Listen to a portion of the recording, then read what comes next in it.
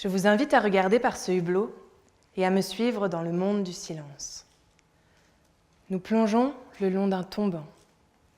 10 mètres. La surface s'éloigne au-dessus de nos têtes. 20 mètres.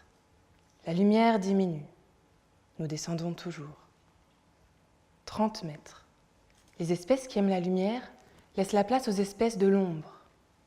Nous perdons les couleurs. Tout paraît bleu. 40 mètres. Sur le tombant, des grandes gorgones pourpres dressées, et dans l'ombre d'un surplomb, du corail rouge. J'allume mon phare pour voir les couleurs.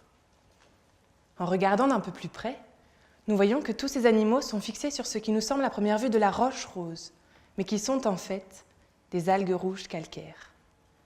Nous y sommes. Bienvenue dans le coralligène. Cet écosystème me fascine. J'ai donc décidé de travailler à mettre en évidence tous les services qu'il rend à nous, les humains. Il a bien fallu sortir la tête hors de l'eau pour aller à la rencontre des hommes. J'ai donc rencontré plongeurs, écologues, pêcheurs, et en rassemblant tout leur savoir, j'ai mis en évidence que le coralligène est bien plus qu'un formidable spot de plongée. Mais reprenons la plongée où nous l'avons laissée tout à l'heure, et vous allez comprendre. Nous sommes donc sur le tombant, à 40 mètres de profondeur. Si vous levez un peu la tête, vous apercevrez peut-être les antennes d'une langouste dépassant de quelques cavités. Et le corail rouge que nous avons aperçu tout à l'heure ne sera pas pêché, mais plus profond, l'un des rares plongeurs corailleurs autorisés trouvera peut-être une belle branche dont on fera un bijou. Et oh mais, ceci n'est pas un rocher, c'est un chapon. Vous savez cette grosse rascasse délicieuse en bouillabaisse. Et ces éponges-là, qui sait si elles ne renferment pas quelques substances médicinales encore inconnues? Et ce n'est pas tout. Ces couches d'algues calcaires-là pourraient bien représenter un piège à carbone. Mais il est temps de remonter à la surface pour revenir à nos problèmes terre à terre. Nous savons donc maintenant tout ce que le coralligène peut nous offrir.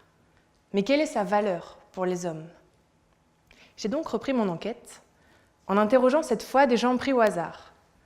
Mais comme peu de gens connaissent le coralligène, j'ai d'abord testé leur niveau de connaissance et je leur ai fourni plus ou moins d'informations. Ce qui a fait surgir une nouvelle question. Quel est l'impact de la connaissance d'un écosystème sur la valeur qu'on lui attribue? Dans le coralligène comme dans toute science, chaque réponse est une révélation et chaque révélation agrandit le mystère.